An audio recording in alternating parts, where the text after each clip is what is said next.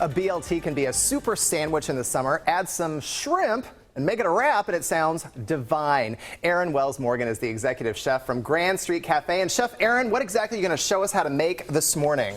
These are our shrimp BLT lettuce wraps. Basically, it's an inspired dish that goes to do with traditional bossam. So, and bosam's like a traditional Korean dish that has different rice elements and basically like lettuce tacos. So, in this case, we kind of put an Americanized twist on it with the BLT concept. All I heard was shrimp and bacon, and I was like, I'm in, I'm sold, I'm totally sold. Gotcha. So, where do we start? Well, right now what we're going to start by doing is sauteing some pancetta, Okay. which is basically just Italian cured bacon. So it's dry aged bacon. So we'll sit that into our pan and let that kind of come to temp. Deal. Okay. And while we're doing that, what we'll do is we'll come over here and we'll kind of assemble the rest of the dish. All right. Ooh, a little roasted corn. Right. So All what right. we're doing is basically just creating a saute element. So what we have is a little bit of minced garlic, some minced scallions, Okay. and then charred corn. What we do with that is just charred corn. All right. Gives the exterior of the corn a little bit of texture.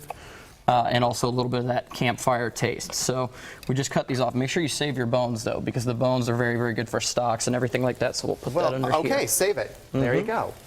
Okay, so Oh, what I we're hear a doing. little sizzle going on. All right, Absolutely. that's good. All right. So with the pancetta, what you want to do, the tricky thing with sauteing is you want to make sure that you don't overcrowd your pan. So always choose a larger pan than what you think you'll need to cook.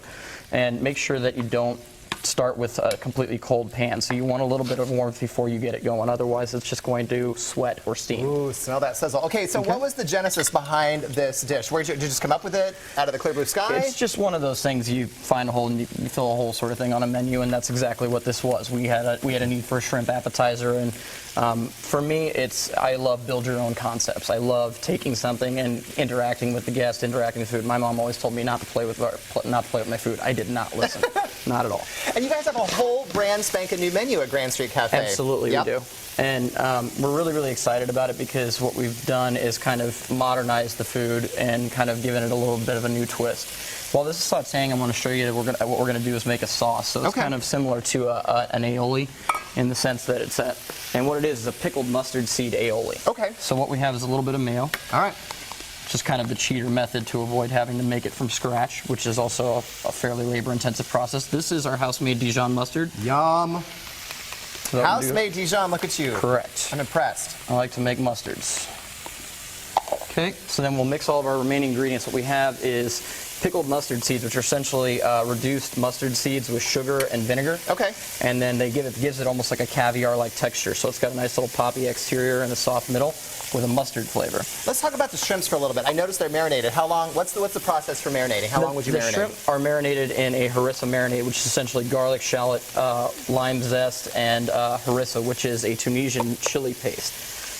And so those are marinated for roughly about 2 to 3 hours. And then after that, they can be held in that marinade so long as you don't do too much. So what we're adding here is a little bit of dry mustard, a little bit of scallion. Your mustard has mustard today, Chef. Yeah, I like to mustard it up a little bit. Yeah. We got about a minute left, Chef, so cook fast, my friend. Okay. So then we'll add our shrimp Add right our now. shrimps. Everything is better with bacon. Absolutely. And shrimp, so there you go.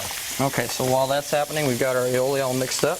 Yum. What we're going to do is take a sushi rice ball here, which is basically just acidulated short grain rice. And so while that's going, we'll saute these up a little bit more. What does acidulated mean? Acidulated, it's basically adding That's a some big word, version Chef. of. I apologize. I'll try to speak slowly. No, but we'll use we use a little bit of lemon juice to get that acidulated thing, and also add a little bit of rice wine vinegar and sugar to season up our rice. We'll add a little bit of our aioli to the cup here, and then put it right inside here.